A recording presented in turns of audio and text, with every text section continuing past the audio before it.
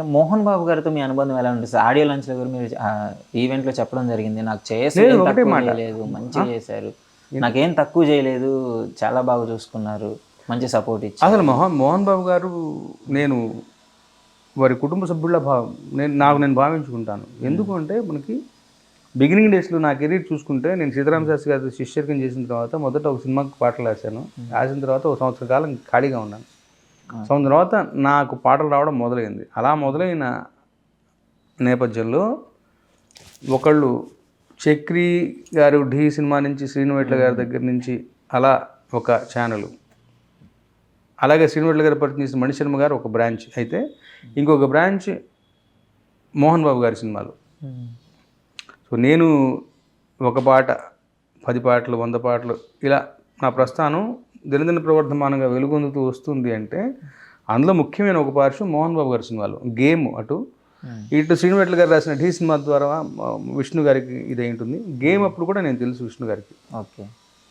So అలా ఆ తర్వాత మనోజ్ గారు. సో వాళ్ళ సినిమాల వల్ల అదొక బ్రాంచ్ నాకుంటూ వీళ్ళు ఉన్నారు అన్న ఒక భావన. రాజుబాయ్ అయితేనేమి మంచి హిట్ సాంగ్స్ అన్ని రాసుకోగలిగినటువంటిది. సో ముఖ్యంగా మోహన్ బాబు గారిని చెప్పాలంటే ఆ గేమ్ సినిమా రాసిన తర్వాత మరో సినిమాకి ఎప్పుడు కలిసినప్పుడు ఆయన ఏమయ్యా బాగున్నావుగా, 4 రాళ్ళు వెనకేసుకుంటున్నావుగా, ఇలా ఎవరు పలకరిస్తారు?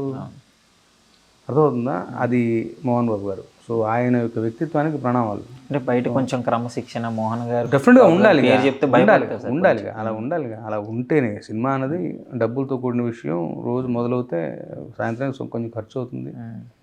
ఏదైనా కానీ ఒక నిబద్ధతతో పనిచేయాలి అంటే ఎవరో ఒకళ్ళు బెత్తం పట్టుకునే ఒక మోరల్ పోలీస్ ఉండాలి.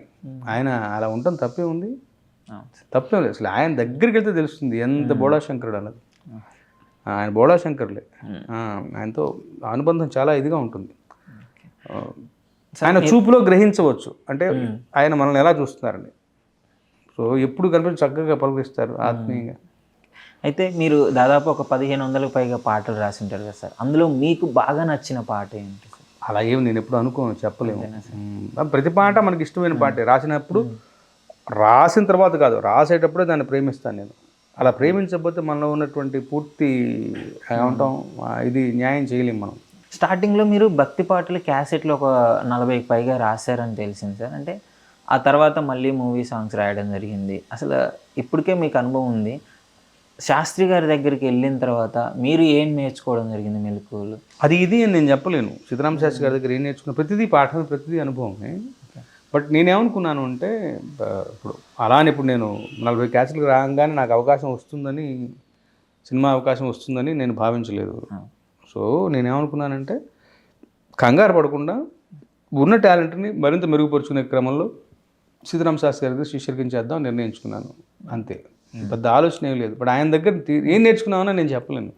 కానీ రాతలో నేను చేసే ప్రతి చేతలో ఆయన తాలూకు స్పర్శ తప్పనిసరిగా ఉంటుంది. ఇప్పుడు ఒక ఐటమ్ సాంగ్ రాసినా కానీ ఆయనలాగా ఆయన అక్కడ నుంచి ఉన్నారన్న ఆలోచన చేస్తూ, భావన చేస్తూ, ఒళ్ళు దగ్గర పెట్టుకుని పద్ధతిగా రాస్తాను. అది అందుకే నేర్చుకుంది. సిచ్యువేషన్స్ ఉన్నాయా సార్ ఏమన్నా? ఒకవేళ పాట ఏమన్నా కొంచెం అటు ఇటు అయినా మందలించడాలు బాగుంటుంది? చాలా ఇంట్లో చెప్పాను లేదు అసలు. ఆయన అదొక్కటి ఇప్పుడు అంటే అది చెప్తే మళ్ళీ పక్క వెళ్ళిపోతుంది తప్ప. ఆయన అదొక రకం. సో కొన్నిసార్లు మాట్లాడుతూ